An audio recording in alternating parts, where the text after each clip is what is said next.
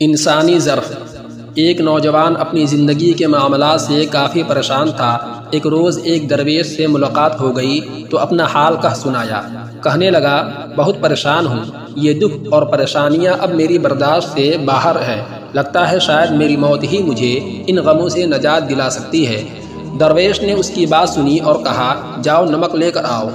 نوجوان حیران تو ہوا کہ میری بات کا نمک سے کیا تعلق، پر پھر بھی لے آیا۔ درویش نے کہا، پانی کے گلاس میں ایک مٹھی نمک ڈالو اور اسے پی لو۔ نوجوان نے ایسا ہی کیا تو درویش نے پوچھا، اس کا ذائقہ کیسا لگا؟ نوجوان تھوکتے ہوئے بولا، بہت ہی خراب، ایک دم کھارا۔ درویش مسکراتے ہوئے بولا، اب ایک مٹھی نمک لے کر میرے ساتھ اس سامنے والی جھیل تک چلو۔ صاف پانی سے بنی اس جھیل کے سامنے پہنچ کر درویش نے کہا، چلو اب اس مٹھی بھر نمک کو پانی میں ڈال دو اور پھر اس جھیل کا پانی پیو۔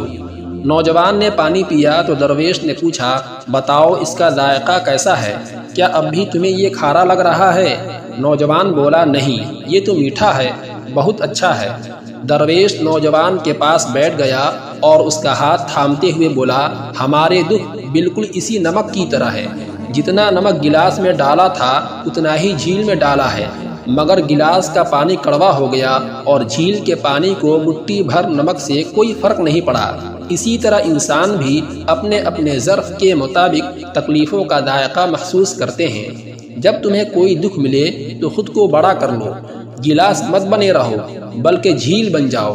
اللہ تعالیٰ کسی پر اس کی ہمت سے زیادہ بوجھ نہیں ڈالتا، اس لیے ہمیں ہمیشہ یقین رکھنا چاہیے کہ جتنے بھی دکھ آئیں ہماری برداشت سے بڑھ کر نہیں ہو سکتے۔ اللہ کریم ہمیں دکھوں اور مصیبتوں سے محفوظ رکھے، آمین۔ دوستو، پوسٹ اگر پسند آئے تو شیئر ضرور کیجیے اور ہمارے چینل کو سبسکرائب کر کے ہمارا حوصلہ افزائی فرمائیں۔ شکریہ۔